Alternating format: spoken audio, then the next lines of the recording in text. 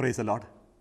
സ്നേഹമുള്ളവരെ, കർത്താവിൻ്റെ സംരക്ഷണത്തെക്കുറിച്ച് നമ്മളെ അനുസ്മരിപ്പിക്കുന്ന മറ്റൊരു ചിത്രമാണ് പാറയുടേത്. കർത്താവ് എൻ്റെ പാറയാകുന്നു, എൻ്റെ അഭയശിലയാകുന്നു. 31 സങ്കീർത്തനം 2-3 വാക്യങ്ങൾ വായിച്ചുകൊണ്ട് നമുക്ക് ഇന്നത്തെ ധ്യാനം ആരംഭിക്കാം. കർത്താവെ, എൻ്റെ നേരെ ചെവി ചായിച്ച് എന്നെ അതിവേഗം വിടുവിക്കണമേ. അവിടുന്ന് എൻ്റെ അഭയശിലയും എനിക്ക് രക്ഷ നൽകുന്ന ശക്തിദുർഗവുമായിരിക്കണമേ. അവിടുന്ന് എനിക്ക് പാറയും കോട്ടയുമാണ്. അങ്ങയുടെ നാമത്തെ പ്രതി എന്നെ നയിക്കണമേ. എനിക്ക് വഴികാട്ടിയായിരിക്കണമേ. അങ്ങ് എനിക്ക് ശക്തിദുർഗമാണ്. അങ്ങ് എനിക്ക് പാറയും കോട്ടയുമാണ്. മലമുകളിലാണ് പട്ടണങ്ങൾ പണിയുക, കോട്ടകളും. പക്ഷേ പട്ടണം പണിയുന്നൊരു പാറപ്പുറത്താണെങ്കിൽ ആ പട്ടണത്തിന് കൂടുതൽ ഉറപ്പുണ്ടാകും. അതിനാൽ ദൈവം നൽകുന്ന സംരക്ഷണത്തെ സൂചിപ്പിക്കാൻ വേണ്ടി കർത്താവിനെ തന്നെ പാറ എന്ന് പറയാറുണ്ട്. പാറയ്ക്ക് പല അർത്ഥമുണ്ട്, പല പ്രത്യേകതകളും ബൈബിള് പാറയുടെ അത് ഇട്ടെടുത്ത് കാണിക്കാറുണ്ട്. നമുക്ക് ഏറ്റവും പരിചിതമായിട്ടുള്ളത് യേശു തന്നെ പറഞ്ഞതാണ്, വീട് പണിയുന്നതിനെക്കുറിച്ച്. മലയിലെ പ്രസംഗത്തിൻ്റെ അവസാനം യേശു പറയും, എൻ്റെ ഈ വചനങ്ങൾ ശ്രവിക്കുകയും അതനുസരിച്ച് ജീവിക്കുകയും ചെയ്യുന്നവൻ പാറമേൽ ഭവനം പണിത വിവേകമതിയായ മനുഷ്യൻ തുല്യനായിരിക്കും. കൊടുങ്കാറ്റുണ്ടാകുന്നു, വെള്ളപ്പൊക്കമുണ്ടാകുന്നു. അത് ഈ കാറ്റും പേമാരിയും വെള്ളപ്പൊക്കവും ഈ വീടിൻ്റെ മേൽ ആഞ്ഞടിച്ചാലും വീട് വീണു പോവുകയില്ല. കാരണം അത് ഉറച്ച പാറമേൽ പണിതാണ്. അപ്പോൾ ദൈവമാകുന്ന പാറയിൽ ഭവനം ജീവിതം പടുത്തുയർത്തുന്നവർക്ക് അത് സുരക്ഷിതമായിരിക്കും എന്നാണ് യേശു പഠിപ്പിക്കുക. നേരെ മറിച്ച് മണൽപ്പുറത്താണ് വീട് പണിയുന്നതെങ്കിൽ ആ വീട് വീണുപോകും. നമ്മുടെ സ്വാർത്ഥ താല്പര്യങ്ങളുടെ മേൽ ദൈവത്തിൻ്റെ വചനം ശ്രവിക്കാതെ വീടുകൾ പണിയുമ്പോൾ, എൻ്റെ ഇഷ്ടമനുസരിച്ച് ഞാൻ മുന്നോട്ട് പോകുമ്പോൾ എന്തെങ്കിലുമൊക്കെ പ്രത്യാഘാതം ഉണ്ടാകുമ്പോൾ തകർന്നു പോകുന്നു ജീവിതം. പാറയിലൂടെ കുതിര പായുമോ എന്ന് ആമോസ് ചോദിക്കുന്നുണ്ട്.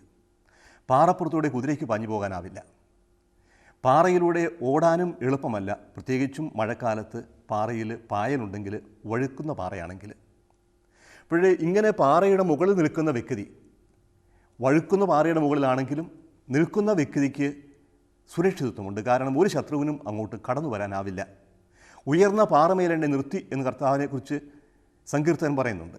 ഇങ്ങനെ ദൈവം നൽകുന്ന സംരക്ഷണം, പ്രത്യേകിച്ചും ശത്രുക്കളുടെ ആക്രമണത്തിൽ നിന്ന് എനിക്ക് ഉറപ്പ് നൽകുന്ന, സംരക്ഷണം നൽകുന്ന ഒന്നാണ് പാറ.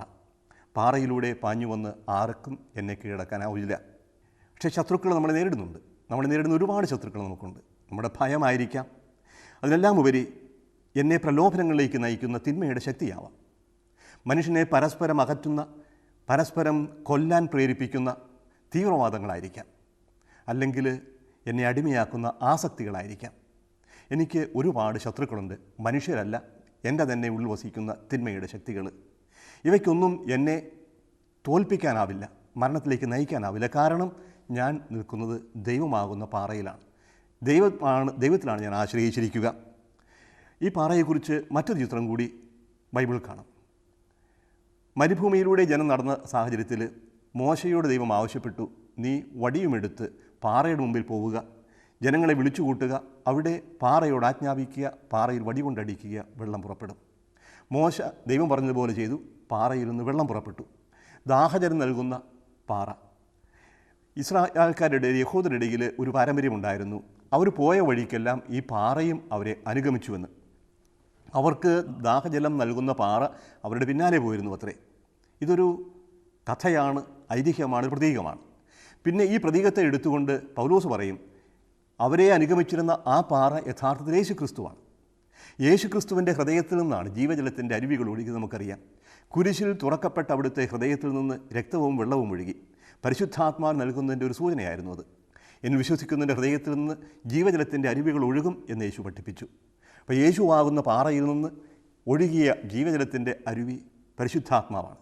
അപ്പോൾ ഈ പാറ നമുക്ക് സംരക്ഷണം, നമുക്ക് അഭയം, അതുപോലെ തന്നെ നമുക്ക് ജീവൻ പ്രദാനം ചെയ്യുന്ന ദൈവത്തിൻ്റെ ചിത്രമാണ്. കർത്താവാണ് എൻ്റെ പാറ, കർത്താവാണ് എൻ്റെ അഭയശില. അവനിൽ ഞാൻ ആശ്രയിക്കുമ്പോൾ എനിക്കൊരപകടവും സംഭവിക്കുകയില്ല. ഒരു ശത്രുവിനും എന്നെ കടന്നാക്രമിക്കാനാവില്ല. കർത്താവാകുന്ന ഈ അഭയശിലയിൽ നമുക്ക് അഭയം തേടാം.